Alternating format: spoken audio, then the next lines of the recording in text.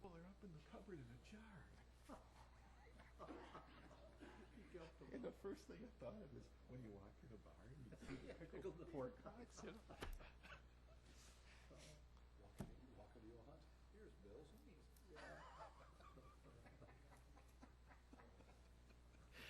Oh, Lordy. There he is.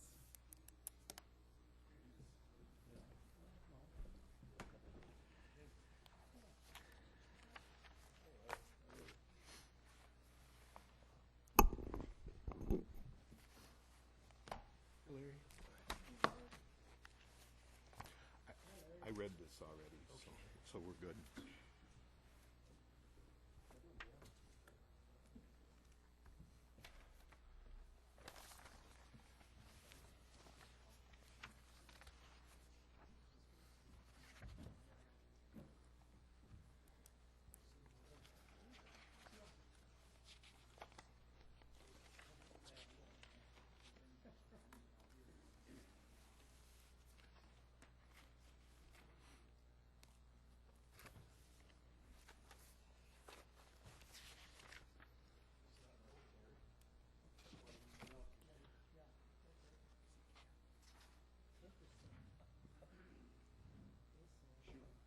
Schumacher. Yeah.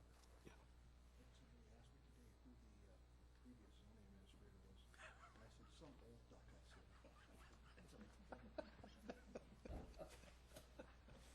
Well, I hear Jack Schwanke isn't good. He's not good. That's too bad.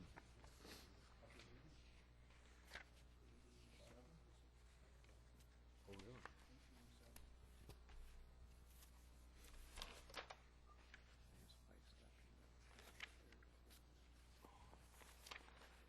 Yeah.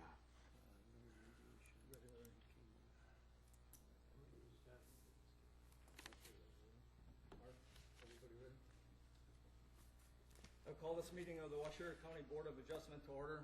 This meeting will begin with a public hearing. Anyone other than the applicant or the representative wishing to speak must register and submit the registration slip to the zoning administrator at this time. Following the public hearing, the board will conduct its monthly business meeting, at which time we will vote on the applications. You may stay for the meeting and hear how the applications are decided, or you may leave following the hearing. The applicant and town board will be sent a copy of tonight's decision. Any other person wishing to receive a copy of a decision can sign the sheet on the table at the front of the room. Those of you wishing immediate knowledge of the outcome of these proceedings may call the county zoning office tomorrow morning.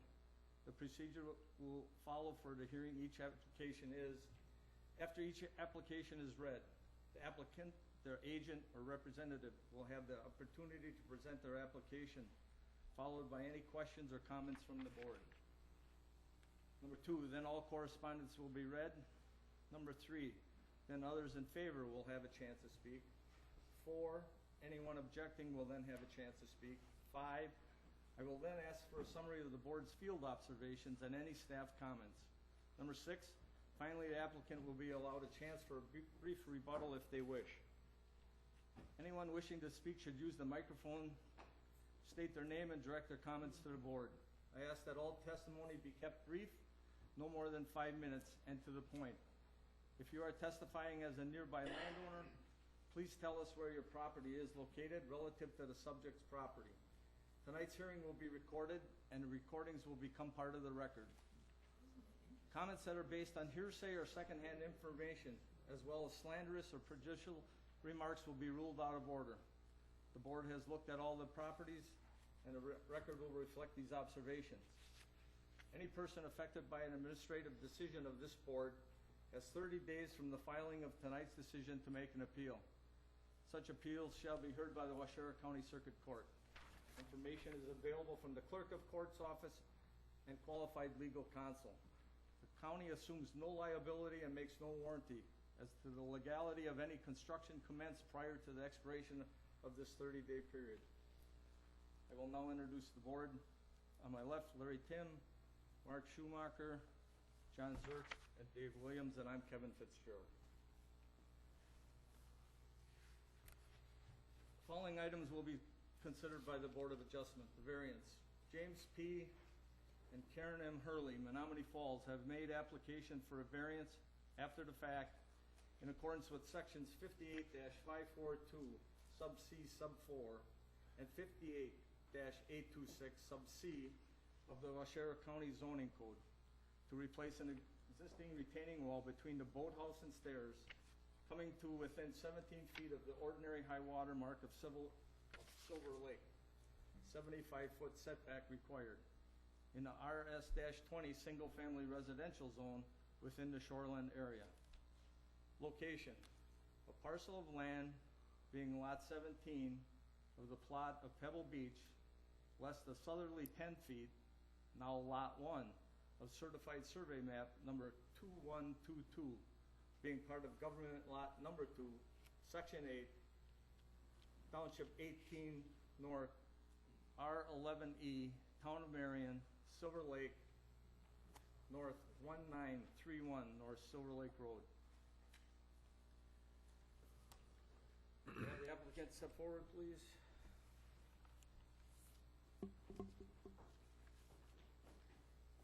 Hello. State your name for the record and for the audience, please.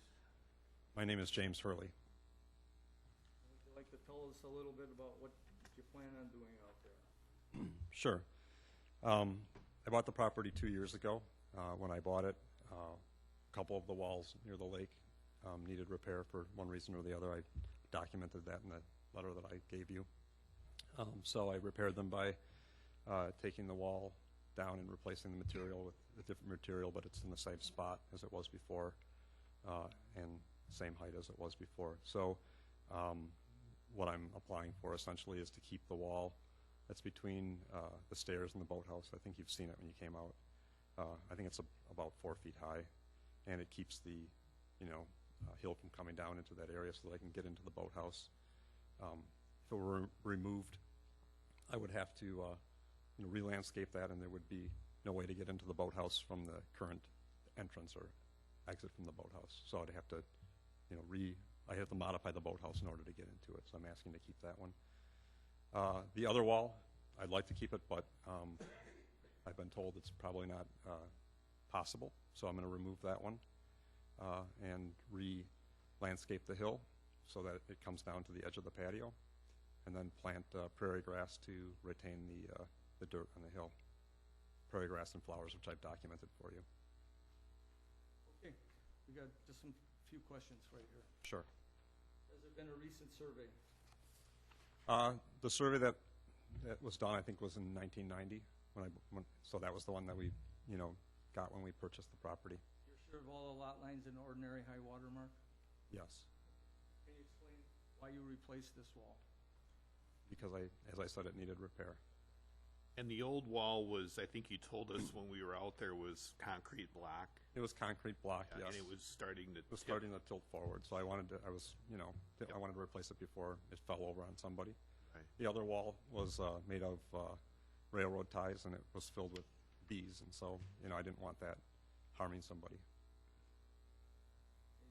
You replaced a wall near the existing patio, and you did state that you are planning on removing that wall? Unless you tell me that you don't want me to. If you don't want me to, I won't. But if you need me to, I will. You also, when we were at the site there with you, you mentioned you placed a few more pavers, and you're planning on removing those as well. Is that correct? Yes, I will remove them as I stated. You plan on stabilizing areas with grading and natural vegetation once the wall and pavers are taken out? Yes. And you have a plan prepared by a professional landscaper that you will follow? I prepared the plan with guidance from Neil Dybel, who's an ecologist at Prairie Nursery, and that's the plan I'm going to follow. Are you willing to sign an affidavit noting that this revegetation is to remain in place and to perpetuate? Sure. Are any other improvements planned? On the entire property or down by the lake? By the lake. As an example, you lost substantial trees from oak wilt. Are you planning on putting any more I think trees? I put in a letter that I was going to replace that with a bur oak. So I talked to Neil about what kind of oak wouldn't be affected by oak wilt. And so I'm planning on getting 2 bur oaks to replace those, which is what I was required to do by the zoning officer that came out.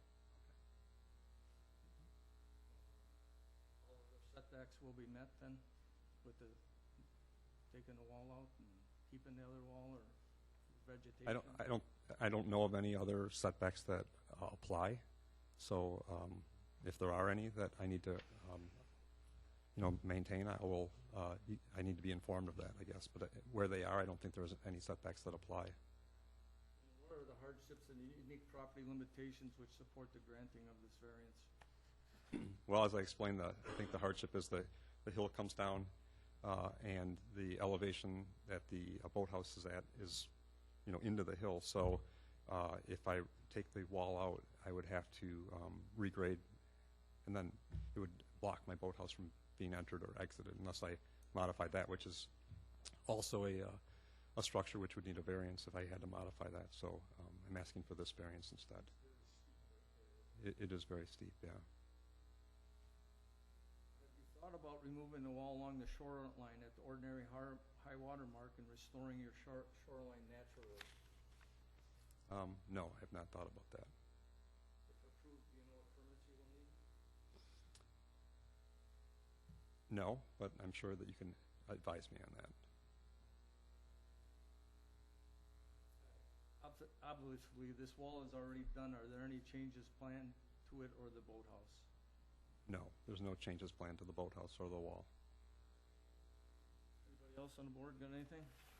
Well, the one thing I wanted to note is when we visited the property, the landowner was gracious enough to take us inside the boathouse and look at it, and we did, other than a little bit of foundation work on the lake side, although the boathouse was older, it was in, substantially, very good condition with a rubber roof and fairly slate walls, so it doesn't appear like there's going to be much repair or alteration to that boathouse. And then the other thing I had is the two walls that are closest to the water are actually that the chairman had mentioned, had asked about whether he was going to do anything with those.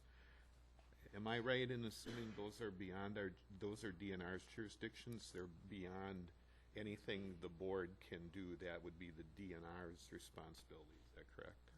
Okay. That was the only other questions I had. Okay. Anything else? I have nothing. Okay. Thank you. Any correspondence? Yes.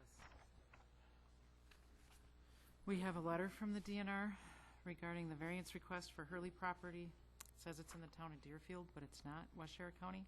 Dear board members, I am writing to you to provide department comments regarding the variance request for the Hurley property that is to be reviewed before the Board of Adjustments on January 15th. I appreciate that you provided me with the materials for this request. I am providing these comments to you in place of making an appearance at the public hearing in person. Please have these comments delivered to and/or read before the Board of Adjustments.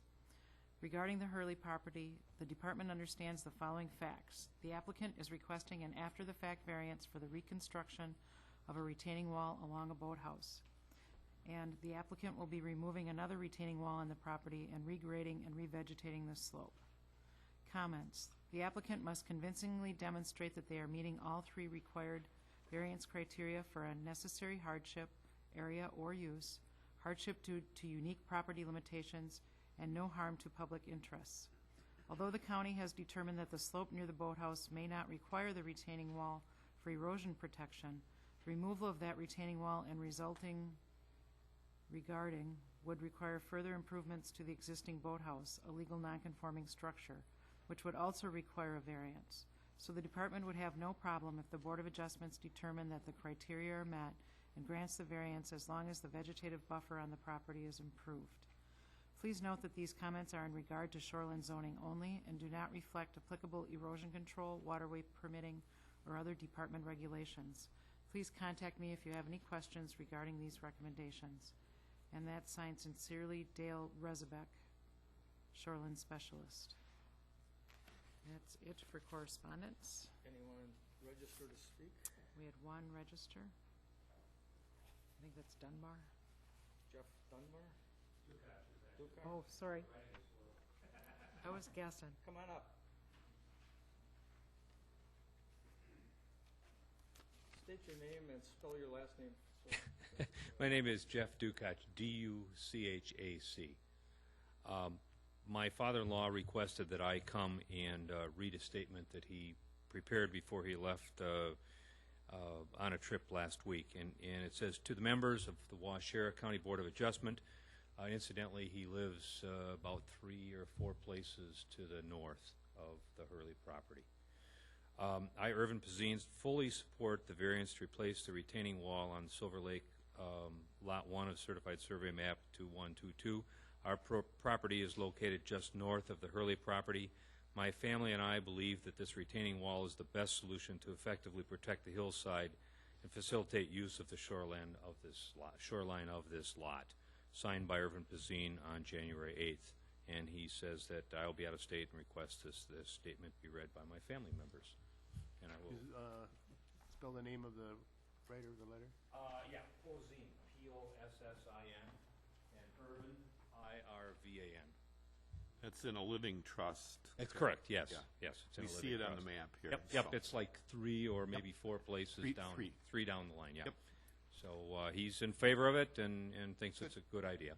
Thank you. Thank you. Thank you.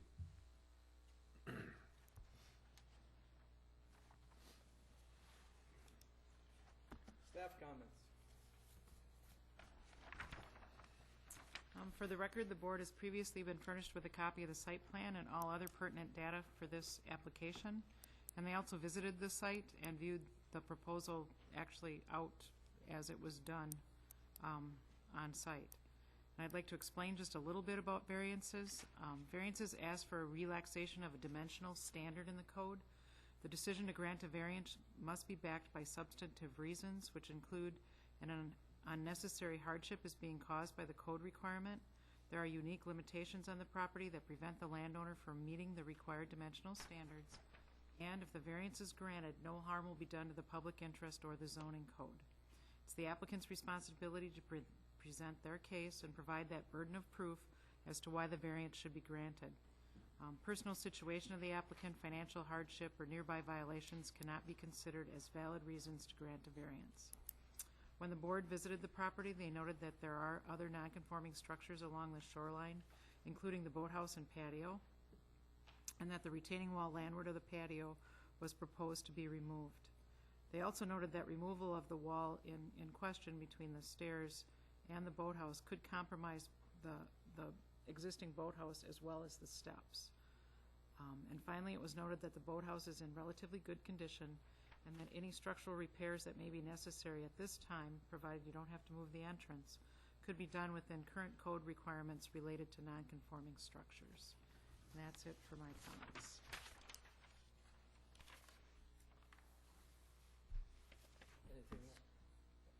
Anything else you want to say, James?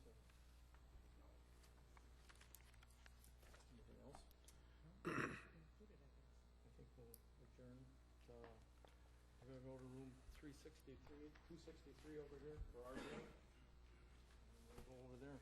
And then the zoning board is going to take our spot here.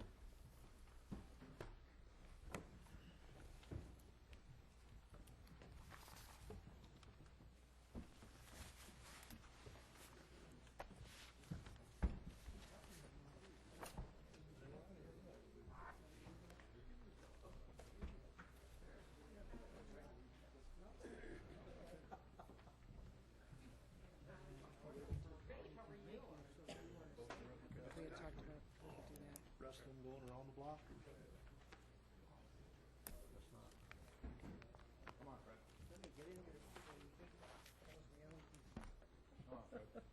They want you to leap over.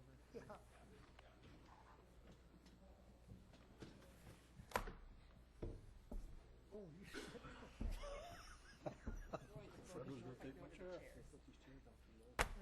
This is really I usually had that one. Head over here. Because I'm the interloper. Didn't switch them. You're a tall girl.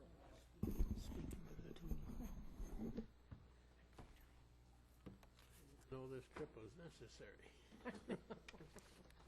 I will call this meeting of the Waushara County Planning and Zoning Committee to order. This meeting will be conducted in the same manner as the applications heard by the Board of Adjustments. Please remember to keep your comments brief, no more than 5 minutes, and relative to the matter at hand. Anyone other than the applicant or their representative wishing to speak at this hearing must have registered. Anyone who has not should do so immediately and submit the registration slip to the zoning administrator. The committee has looked at all the properties and will reflect their observations. Following the public hearing, the committee will conduct their monthly business meeting, at which time we will vote on the applications. You may stay and hear how the applications are decided, or you may leave following the public hearing. Any persons affected by an administrative decision of this committee has 10 days from the filing of tonight's decision to file an appeal. Such appeals are heard by the Waushara County Board of Adjustments. Information and applications are available from the county zoning office. The county assumes no liability, makes no warranty as to legality of any construction commenced prior to the expiration date of 10-day period. I will introduce the committee. To my far left, Jerry Rathmel, County Board Chair Donna Collada, Fred Gallerup, Bob Wadle, Terry Dopp Pockstead, Zoning Administrator to my right, and my name is Mark Kirschner.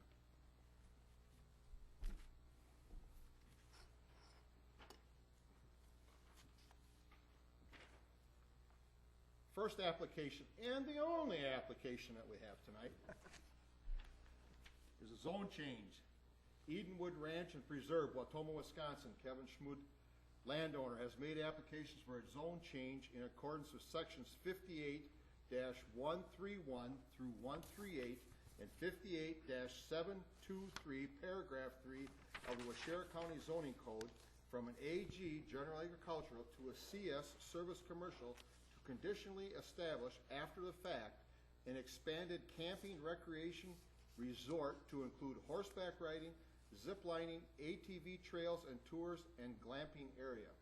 Location, approximately 397 acres, being part of the northwest quarter, part of the southeast quarter, and part of the northeast quarter, section 34, and part of the northwest quarter, and the north half of the southwest quarter of section 35, town 19 north, range 11 east, town of Mount Morris, fire number W5734, Chicago Avenue, and don't ask me to read that again. Is the applicant present?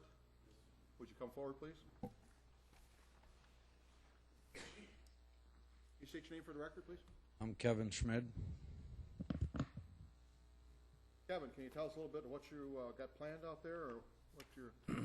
Yeah, basically what we want to do is expand so the clients can come year-round. It's going to be more for the summer use. From December to May is pretty dead, and a lot of people don't want to come to Wisconsin to visit. So we're just offering more week vacations out there so they can enjoy the nature. The committee has some questions that they want to ask you. Some of them we've already know, but we'll put them into the record. Committee questions, please? Okay, has there been a recent survey? Well, there was a survey when we put the fence up, so that's with Eilerson and Martin, so that's fairly recent. Okay, do you know exactly where your lot lines are? Absolutely. I guess if you'd like to describe your proposed business a little more in detail, now would be the time to... Basically, currently we run hunts with whitetail curved animals. So the clients will come in and usually stay for anywhere from 1 to 5 days, depending on what they're hunting, and just enjoy the property. They've fishing and hiking and just enjoying the property right now. We want to expand that. We've had a lot of interest with clients who want to bring their family back and bring a family vacation in. So we've been exploring that and having people do that, and it's been working out really well. Most of our ATVs are electric. Probably 70% of them are electric. We have no desire to have a loud we want it to be. We rent it out by the week, so you have only 6-8 weeks in the summer that are getting rented out. so it's not going to be a water park. Are you planning on including the parcel at W5892 in this zone change proposal also? Well, yes, I want to make sure it's all under one. I'm still trying to see if I can acquire the neighbor. We got him kind of horseshoed out, and I didn't want to put a fence there. I've been talking to him. If I put a fence there, it's going to decrease the value of his property, and I just was trying to work with him, sell it or what. So intentionally, yeah, I would like to include that, but also acquire some more. What will this property be used for? Just more? Well, right now, yeah, maybe I'd put the fence up there, just so maybe that's right now what we use that is for the guides.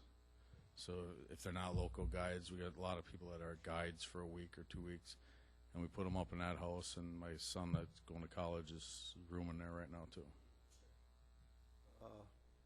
Can you describe the activities that might make any noise or dust that could potentially affect the neighbors? Yeah, no, I don't think there's anything that would affect the neighbors at all, noise-wise. In the original permit, I guess it said something about ATVs or dirt bikes or even four-wheel drive. Do you plan on having this type of activity, and how would it be organized and what hours would be involved? Yeah, basically all that activity is right now. I mean, anybody that has property runs their ATVs. Any farmer in the area is running ATVs and trucks out there. So we're not doing anything out of the ordinary there.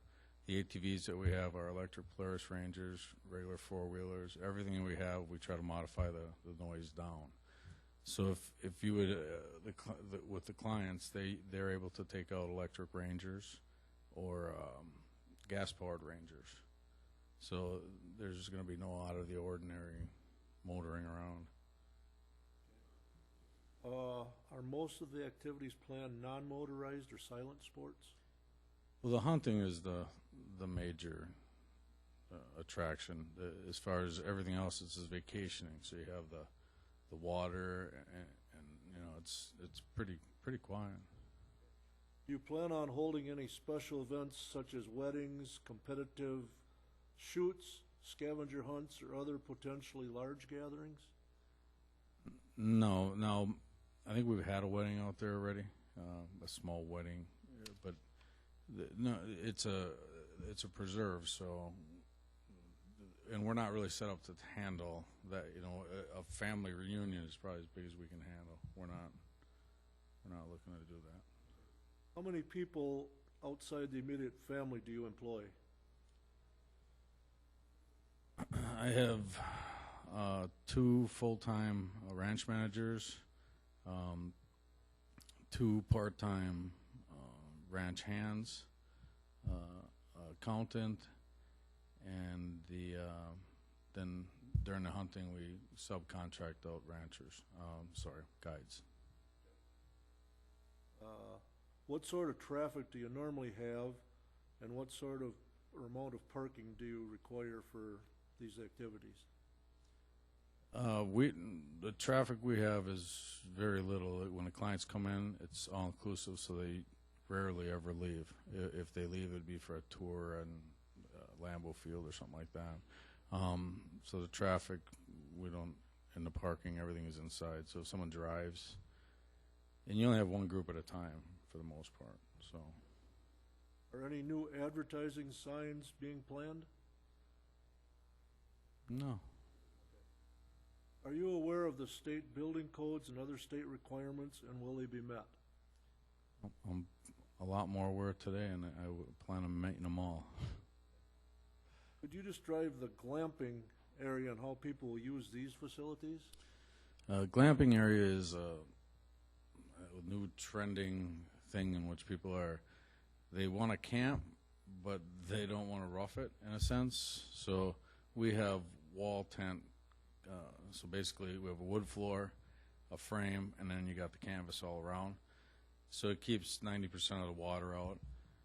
So the glamping is glorified camping in a sense. So that's what that is. And we had a lot of people that really wanted to take advantage of the land and the property. but just had no way to afford it. And this was half in the middle for renting a cabin or coming in there and just camping. They want to camp, but they don't. Exactly. These have full facilities, right? There's a bathroom and a, Yeah, it's all temporary, Kitchenette. but yes, there's a propane grill. There's you have a running water in a kitchen sink. You have a shower, flushing toilet, and it's all right now. It's all going holding things, so we may have to change that. That was my next question, but you answered it, so. Are any other additions or buildings planned other than what you've indicated on the site plan? I don't think so. The big thing was I wanted to get something over that front gate and then put a deck on, just a 10-foot deck around the back of that main lodge. That was it. Have you described all the activities you plan to offer on site, or are there others the committee should be made aware of? No, I think we described them all, and it's right on the website, too. Are you planning on any new driveways to the properties? No. Do you currently have all licenses and approvals up to date with our agencies that regulate this type of business? Yes. If an approval is granted, when would you plan on starting this operation? Now. Immediately. Immediately. That's all the questions, Mr. Chairman. Any other committee questions? Donna, Jerry, or Fred? None? Okay, thank you, Kevin. Can I ask Oh, one? wait, oh, we'll let, okay, Sorry. D1. Can you describe just a little bit more on the ATVs and the dirt bikes and stuff? When we were out there, you tried to explain that, and I think people might realize this or they might not, but once you're inside the gate, there's animals everywhere. They are free to roam everywhere. So it was my impression when we were out there that racing around wasn't going to be tolerated because that's going to stress the animals and or cause Yeah. problems. So I think the ATVing and such, we maybe got confused on that parcel that's connected.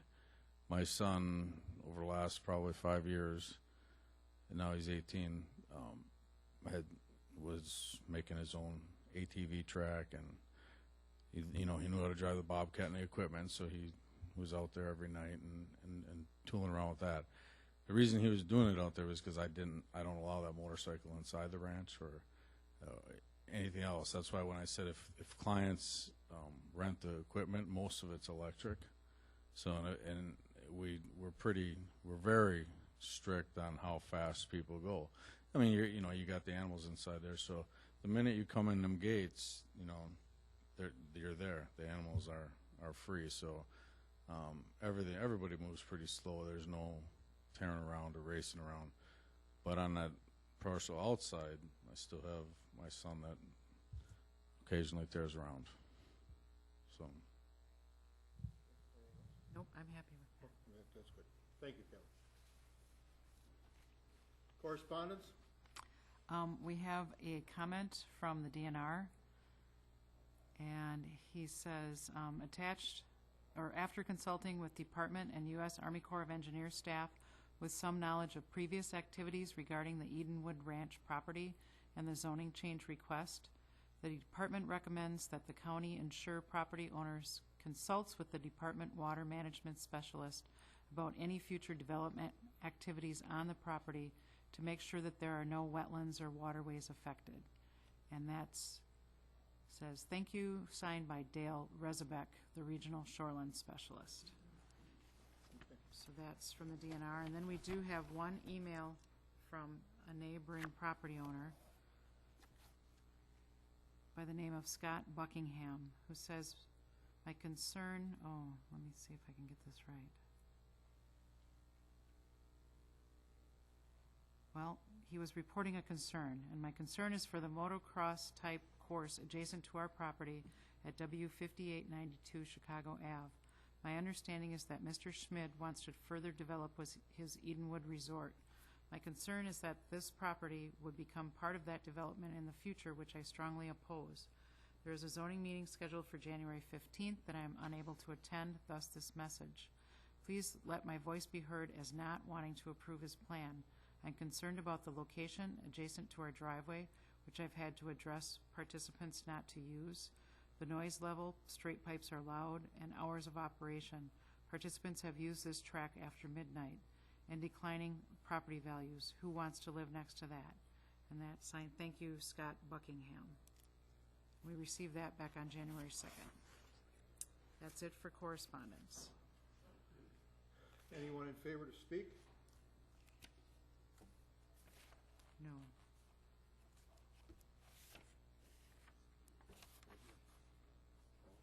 Nobody in favor? No. Anyone objecting may speak. First one I have is a William Fritsch.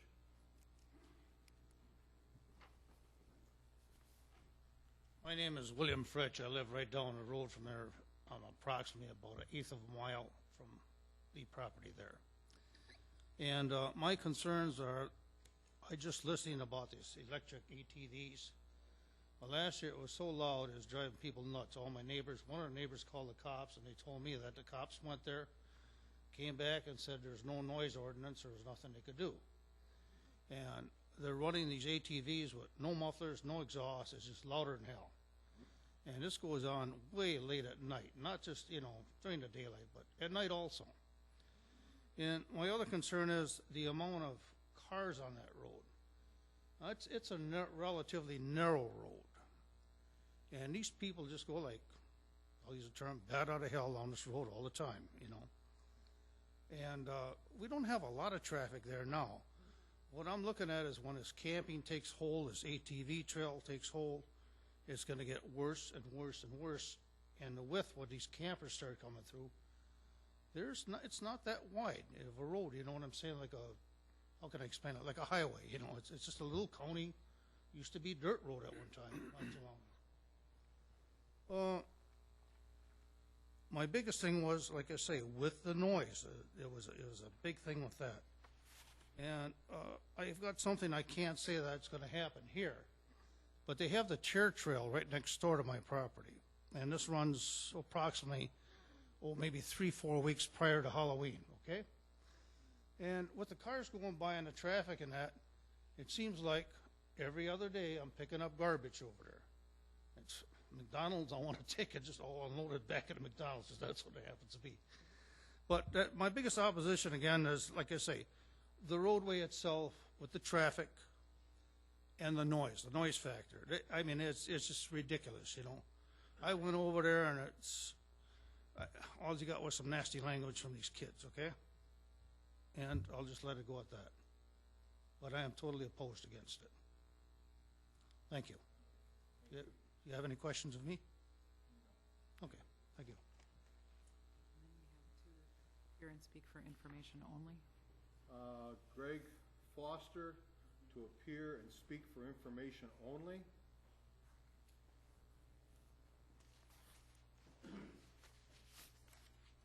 Yes, my name is Greg Foster, and I do have some questions I'd like to pose so to make sure they're considered as part of the decision made by the board. As you're aware, we have a comprehensive land use plan in place in the town of Mount Morris, and we're concerned about the fact that we're having to go through this after the fact, okay? This is a substantial change to our land use plan. And while we would like to encourage business development, and we'd like to see a successful business and good neighbors and so forth come into the area, and I think a lot of the things that have been described that are going to take place there are good. There are some things that we're probably not real comfortable with.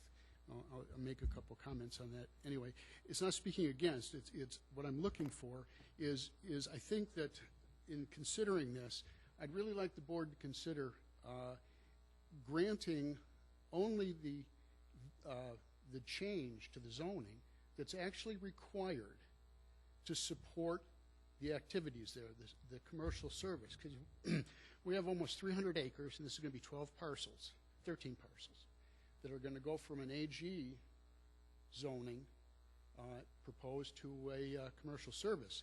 Now, we all wish Kevin good luck in his business and hope it flourishes, However, should that business fail, we now have 13 parcels of land that are zoned commercial service. All right, so we would like to see, and we have to talk about it because we have a land use plan commission coming up. We have a public hearing on this scheduled for the 10th of February, and then it has to go before the town board as well to listen to what the people have to say on this, as well as what the land use plan commission recommends. But we'd like to see this this scaled back to only the parcels that are absolutely necessary to support this, to support his business as it is right now. We also have had some concerns.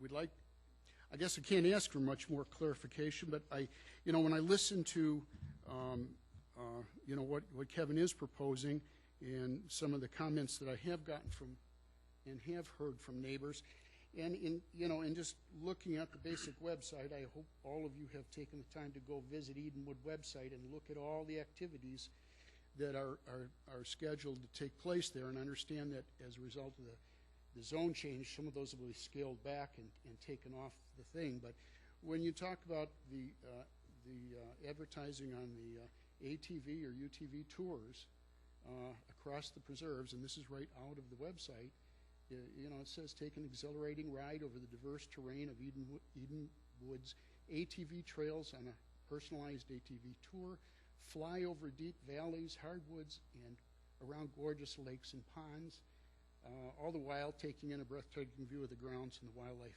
within. So that tells me that, this is not a quiet tour around there. I mean, when you describe it like this, you're saying, yeah, we're going to have ATVing on the property. Okay, so there is a concern there that we would like to make sure the board is probed that thoroughly, and we would like some assurances that that is going to be adhered to.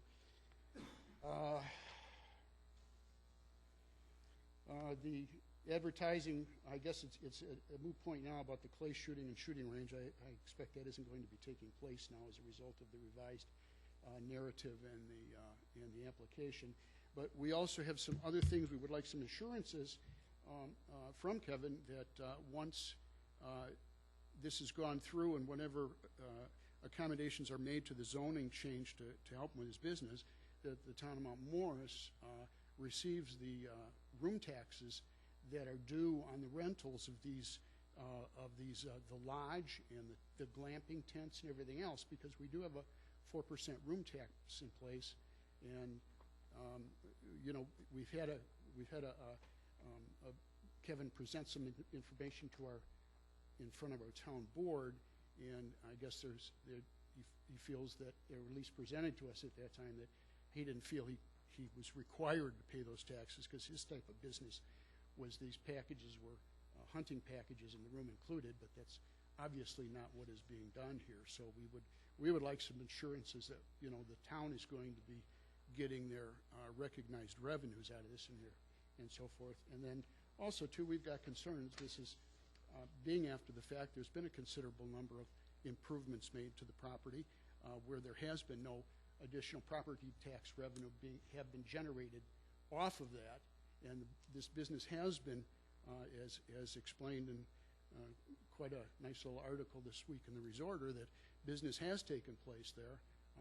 Rooms have been rented, and revenues have been derived, yet we haven't seen anything in the way of property tax revenue come off this or room tax. So we'd like that all to be part of the consideration that's done here. We plan on having the Land Use Plan Commission meeting on Tuesday, February 3rd. I've given Kevin a schedule of what we've got going on. And then after that, then the public hearing, as I said before, will be on the 10th, just prior to the town board meeting, regularly scheduled town board meeting. So that's what I had. Thank you, Rick. Next person appear and speak for information only, Dan Nowak. You're fine? Greg covered everything. I think Okay. he had the colors. Okay, all right. Thank you, Dan. No, same concerns that he does.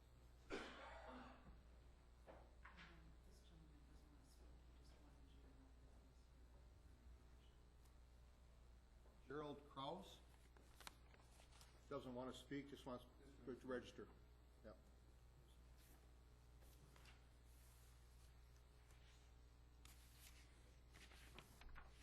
Staff comments, please. Again, for the record, the committee has previously been furnished with a copy of the site plan and all the other pertinent data for this application. And then they did go out and visit the site. I'm going to have to do a little bit more explaining on this one because we have a zone change, but even if we change the zone, this use isn't permitted in that zone, so then we have a conditional use wrapped up in the zone change. So we're really looking at two things. We can go to the commercial service zone, and then you still need the conditional use to do this type of activity in there. The permitted uses in the commercial service zone are really quite limited. I actually wrote them down. It is geared towards the tourist or traveler, so it seems appropriate in this case for this type of use. But the permitted uses are bed and breakfast establishments, boat sales and service, club or lodge, certain types of commercial signs, and public swimming pools. And that is it. Anything else, even a single-family dwelling, is not necessarily a permitted use in the commercial service zone. So it's quite restrictive, and we run into this problem, it seems like, every time we have one of these, where it's a fairly large parcel that's going to have basically tourist activity on it. It's really not going to be just a private property. So do we zone it all CS, or do we limit the commercial service zone to those areas that just have the buildings, let's say, and the camping, which is still a fairly large portion of this property, but it's not the whole thing. And I wrestle with it all the time myself. So that's something that, the board can certainly consider, that maybe they want to ramp it back. But when I look at it, if it's all CS, it's also really restricted in what you can do with the rest of that property. He can't start dividing it up and selling off 10-acre pieces for residential development, because that's not permitted in that zone. So in some ways, I see it as more restrictive rather than maybe less restrictive, as you would think, when we're taking a zone change on almost 400 acres, or a little over 400 acres. Sorry, I got my frog in my throat. Okay. And because I know, Take I'm your just, I'm getting all choked up. And so then you have the zone change piece of it, which is permanent, but it's also fairly restrictive.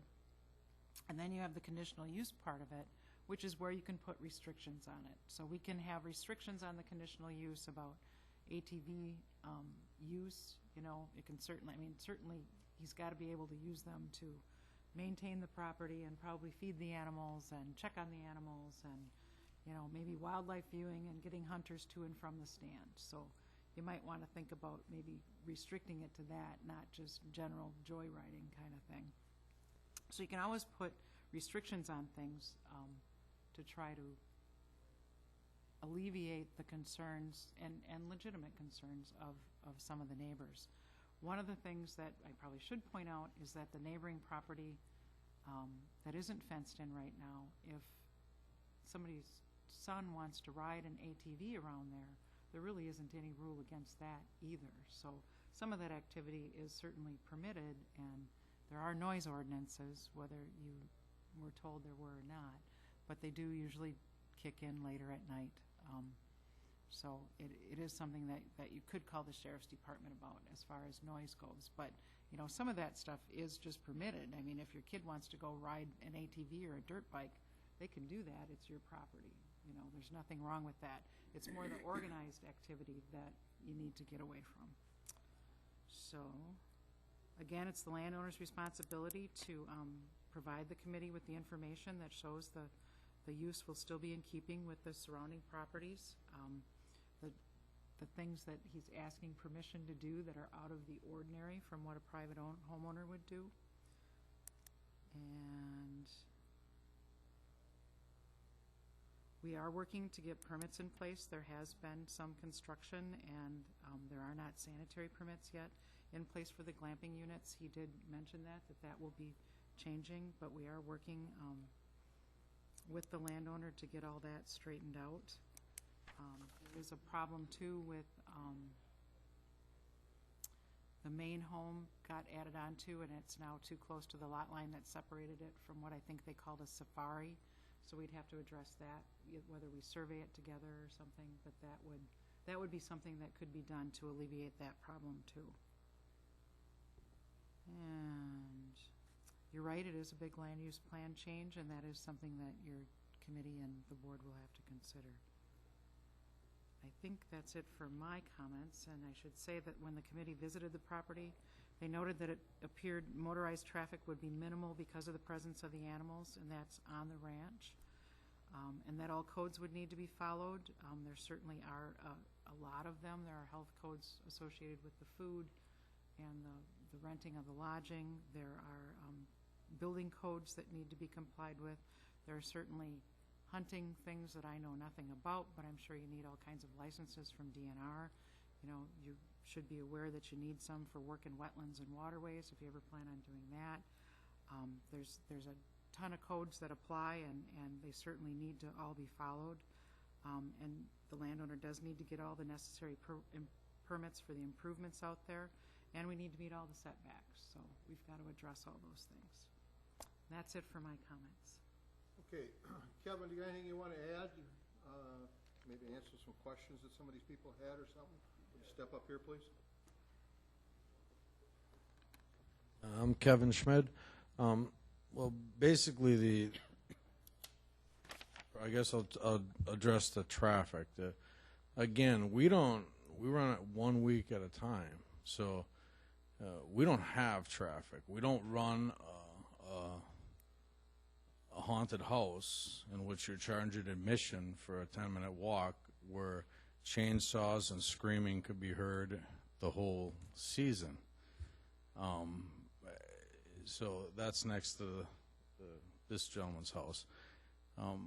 And the four-wheeler activity, like I said, that's not on the ranch. That's on outside of the ranch, on the where my son stays right now. So yes, they do ride four-wheelers, but no different than the neighbors right next to us who put in a whole four-wheeler track on their whole 50 acres, and nobody complains about that. I mean, it's they ride the same ones as we do. Anybody that has a farm is riding this equipment. We're not doing anything any different than the Jarvis farm or the Tome farm or anybody else. We hunt it the same way. So we're not doing anything that's loud. We're not adding any traffic to the road. So, and I agree, I don't like the garbage there either, but if you're running a haunted house when you're getting 60 cars a night, but I'm getting blamed for a lot of this, and that's not the case. I think you had some other concerns that I don't think were valid either. As far as, we don't allow campers. This isn't a RV place or a camping place, so we're not looking for traffic. We're not looking for a lot of people. And as far as your room tax and any of the other things you talked about, we did talk about that in the meeting. I talked to my accountant, and the Mount Morris did come to him, but and we're paying quarterly. So she's working on the taxes. If there was any room tax due, you will be, made whole. So I think they had to divide. All the packages are for the hunts, so they had to divide the whatever the room, whatever it is. So we don't charge for the room. We don't charge for lodging. It's all one package. So it's going to be the same as a local hotel room charge, but that's at the year end, and that's when they're supposed to be making that payment. So I mean, there was no intentional trying to get out of the 4%. Is there any other questions that I didn't address?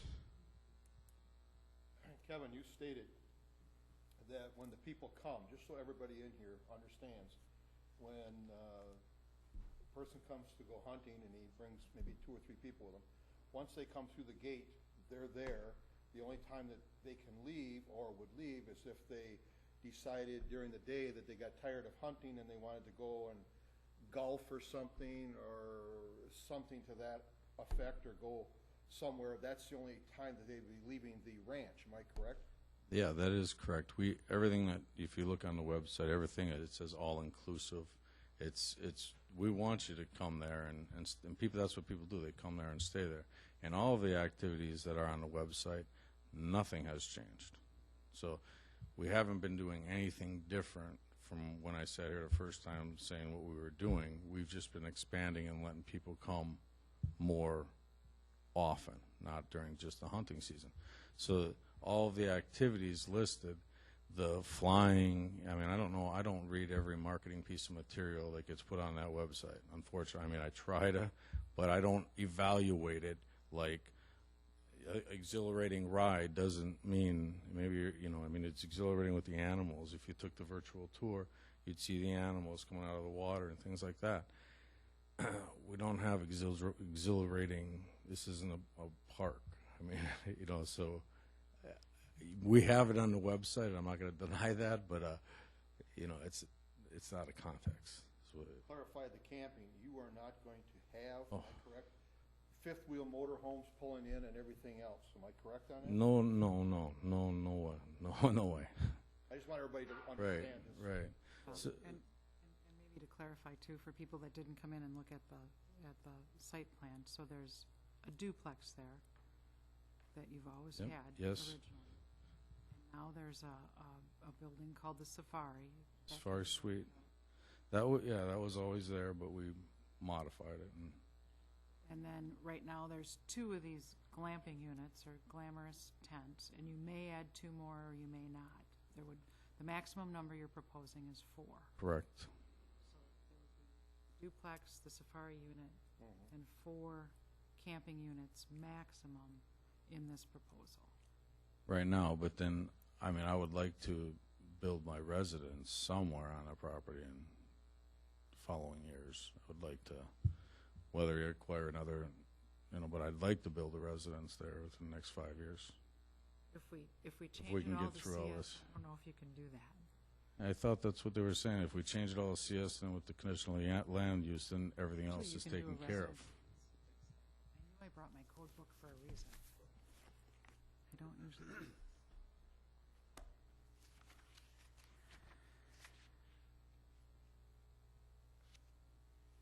You would have to go through a conditional use to build another residence there. So you could build one. Which could, Right. but you have to You go could, through you a just have public to go hearing. through Have a conditional use. Okay. Is that everything? Anything else? All right, thank you, Kevin. I have a question. Oh, Donna? Do you live there year-round now? I still have a house in Neenah, but we're there. I mean, my kids are enrolled in school in Riverview, or Riverside, Riverview here in Watoma? right here in Watoma.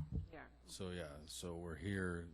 We haven't been here a year yet, but we're going to be here year-round, and that's why we just got to decide when we're going to build the house.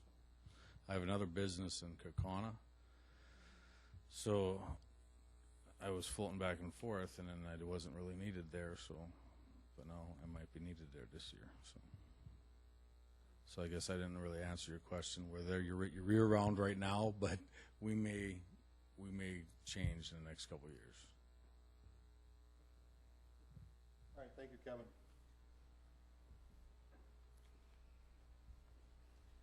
Okay, that concludes our public hearing applications.